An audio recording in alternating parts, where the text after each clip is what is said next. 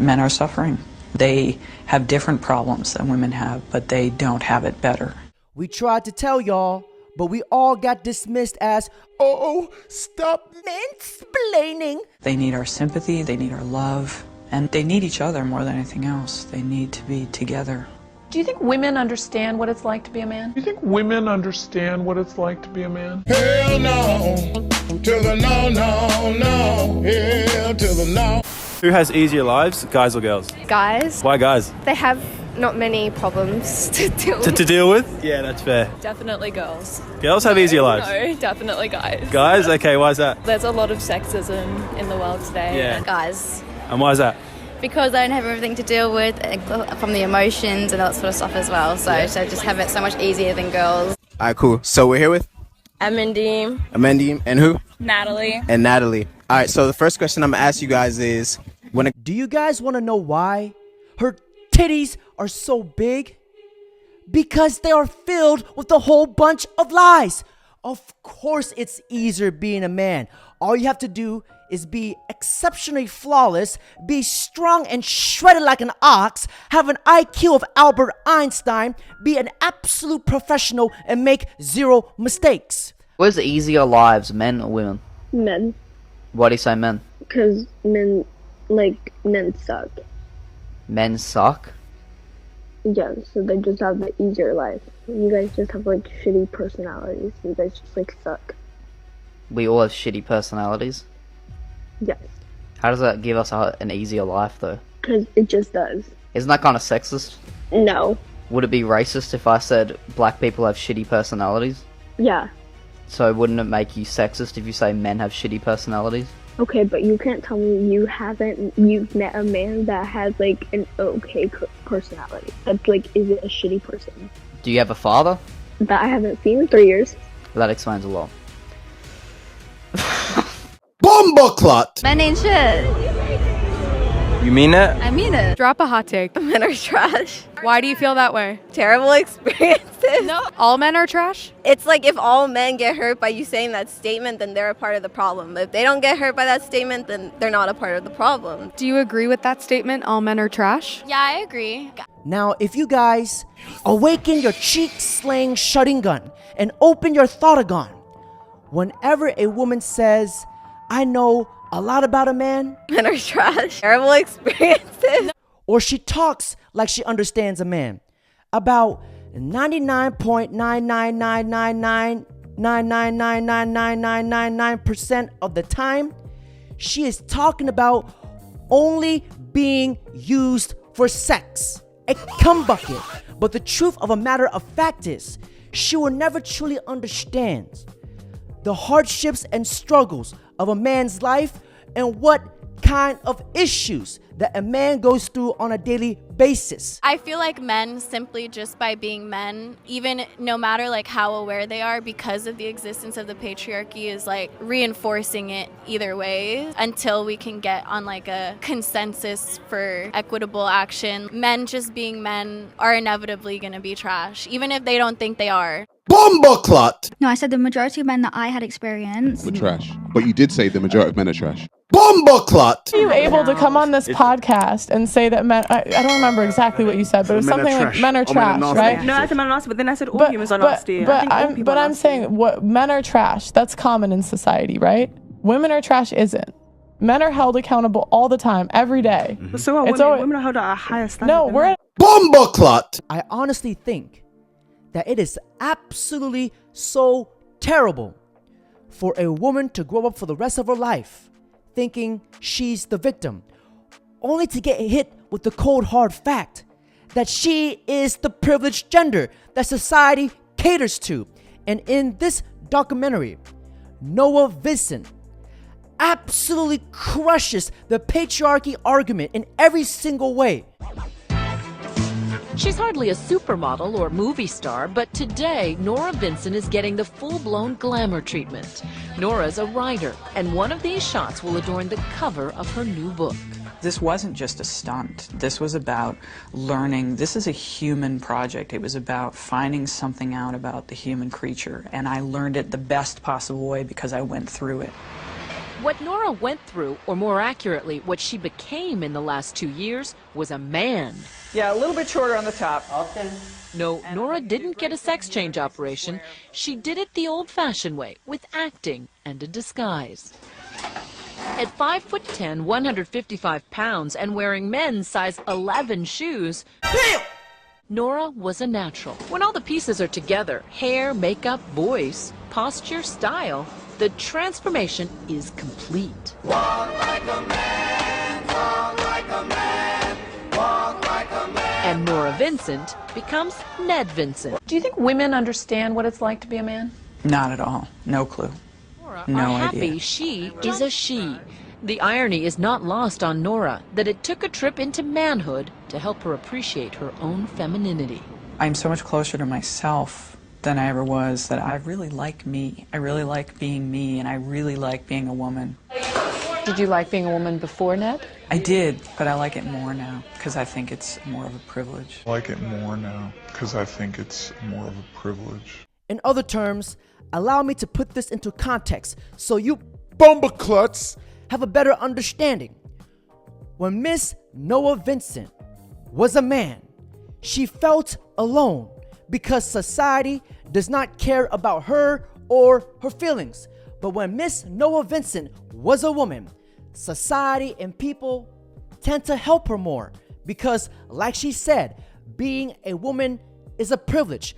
I want you guys to think of it like a game of chess. Andrew Tate? For a man is harder than life for a woman. We need to have a lot to be an important man. To be a woman, you need makeup. If you're truly beautiful, you don't need anything else. I've been on boats in Dubai with 19-year-old Moldovan girls. The guy who got that boat needed $100 million. Makeup. Same boat. That's how hard it is. Look at a game of chess. The king moves one square at a time. What does the queen do? Zips here, zips there.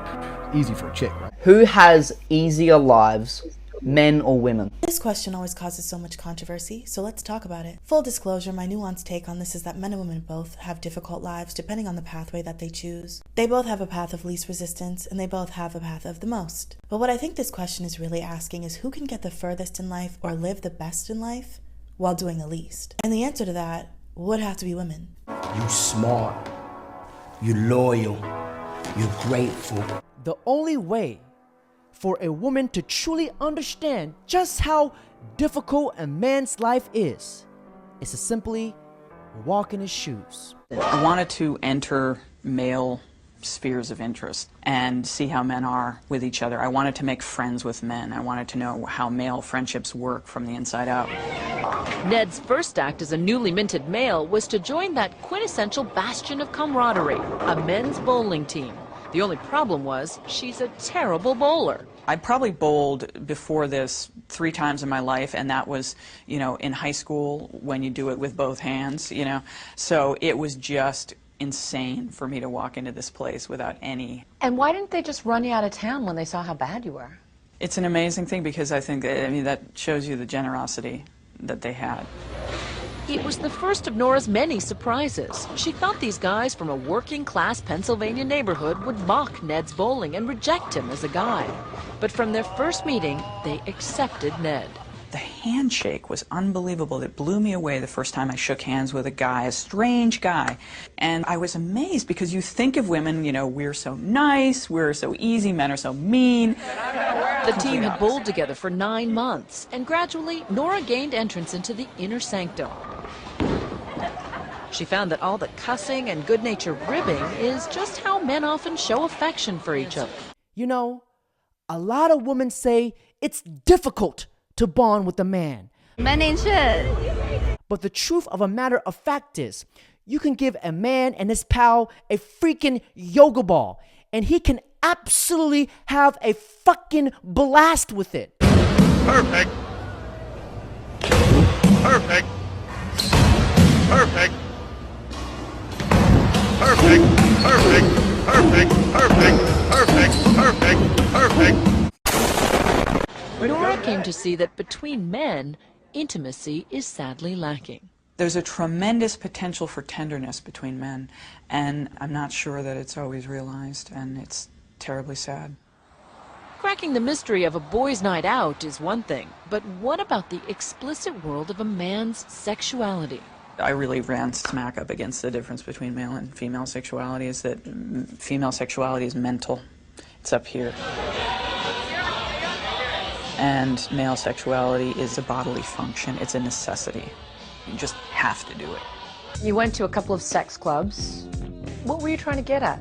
Well, at first I thought, this is sort of the quintessential guy thing to do, right? The bachelor party at the strip club. When I told people initially that I was doing this, they'd say, oh, you gotta go to a strip club. She says the clubs were obviously sexual, but once again lacking in intimacy, which leaves men emotionally frustrated. I saw the men there. I saw the looks on their faces. I saw them sitting alone, nursing their bourbon, and this is not about appreciation of women, of course. It's not about appreciation of their own sexuality. It's about an urge, and that's not always that pleasurable, really. These guys who go to these high-priced clubs would say, this isn't about pain, it's about pleasure. Men have had the tears and the emotional expression sort of pounded out of them from an early age, and so by the time they're men, they don't even have the vocabulary anymore or the emotional awareness to really say what they're feeling. Nora says strip joints are about pure sex drive, completely empty of any meaningful interaction, even when a woman is gyrating on your lap. But you're attracted to women. Were you ever aroused during any of these? I really ran smack up against the difference between male and female sexuality, is that female sexuality is mental. It's up here. Whereas for men, Nora says, sexuality is, shall we say, below the waist. At its core, it's a bodily function. It's a necessity. It is such a powerful drive, and I think because we don't have testosterone in our systems, we don't understand how hard it is. So it never gets cold where you back in Australia? Throughout the project, Ned dabbled in the art of picking up a woman. Where'd your friend go? We went with him to this bar, wearing hidden cameras. This is my friend JC, I'm Ned. Nora was reminded that in this arena, it's women who have all the power. We sit there and we, just with one word, no, will crush someone. And the thing is, we don't have to do the part where you cross the room and you go up to a stranger and say the first words. And those first words are so hard to say without sounding like a cheese ball or sounding like a jerk or whatever else. If you are a man who cannot handle rejection, a simple no, the world will be extremely dark, especially for a passive, timid man. But a passive woman, she will get through life just fine. Subtle things that you wouldn't notice before. So for example, not being charged for that extra drink or dessert at a restaurant, having someone offer to put the air in your tires rather than see you struggle doing it. Because remember, dating for a woman is going on a shopping spree, but dating for a man is like a job interview. Nora Vinson will say to you that women sleep with whoever they want, but men, we sleep with who we can. And what do you guys do? Nora says the brush-off Barbara Jones gave Ned was typical. She was just sort of emblazoned with hostility, you know, just looked at you and you saw everything cross her face, which was, oh, God help me, not again. I'm trying to have a drink with a friend and I've got to deal with you. Barbara was trying to dispose of Ned before her friend returned from the bathroom. Anyway, we haven't seen each other in a while, so just let you know.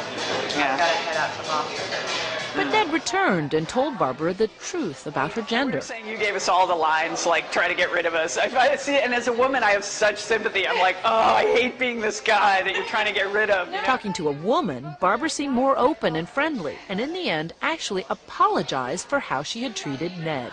So sorry for being bitchy. Please. Does that kind of living in the skin of a man in the bar scene, in the dating scene, give you a different kind of respect for men? It gives me a certain definite sympathy. And I don't mean that there's any disrespect, but it just makes me understand what's going on. Nora, as Ned, also went on about 30 dates with women, mostly arranging them on the internet. Did you have any fun? Rarely. It was just an pretty ordeal. Unpleasant. Yeah. She says the pressure of Ned having to prove himself was grueling. Nora was surprised that many women had no interest in a soft, vulnerable man. My prejudice was that the ideal man is a woman in a man's body. And I learned, no, that's really not. There are a lot of women out there who really want a manly man. Ultimately, Ned told most of his dates that he was Nora. Many of the women reacted angrily, but usually just for a little while.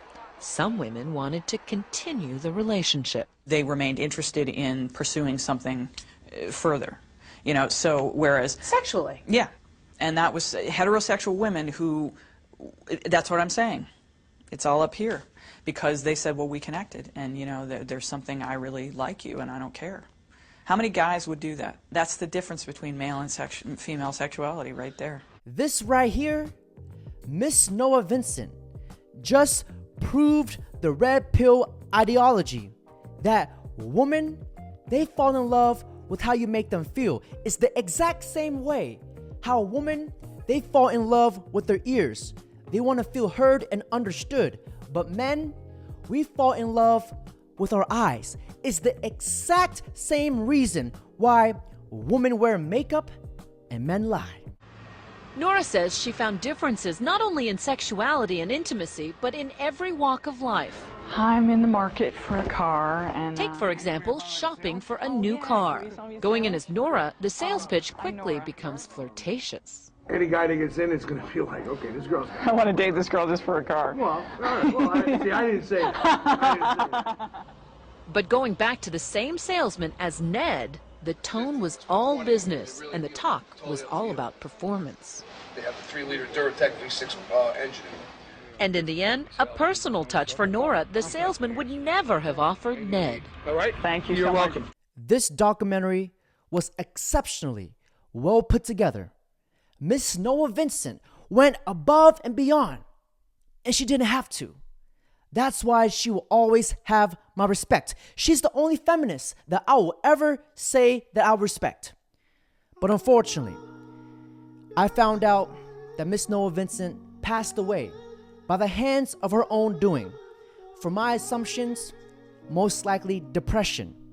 Just like most men, we suffer in silence because that's what society demands from us. Society does not give a two rat's ass fucking in a ranch Dorito bag about how we feel or what we think. Now, this is truly a sad story for this woman. But for men, it's life. There's no fucking switch for us. I just want to say, rest in peace, Miss Nora Vinson. This woman is the only woman that I know who truly and genuinely want to understand what it was like being a man, to walk in her shoes. And this woman is a goddamn hero for that. And for that, in honor for her work, gentlemen, may we have a moment of silence for this woman.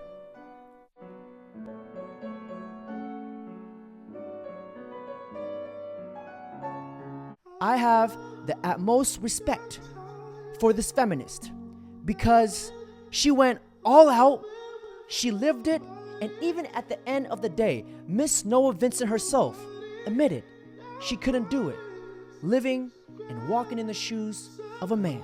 Men have had the tears and the emotional expression sort of pounded out of them from an early age, and so by the time they're men, they don't even have the vocabulary anymore or the emotional awareness to really say what they're feeling. That's it for today's video. Don't forget to like, comment, subscribe. Fuck was that? The girl shit on my fucking eye. You better come on before you fuck up the video. Fuck this video. You mother blew half my fucking face off. That was the cheese, boo, off the pizza.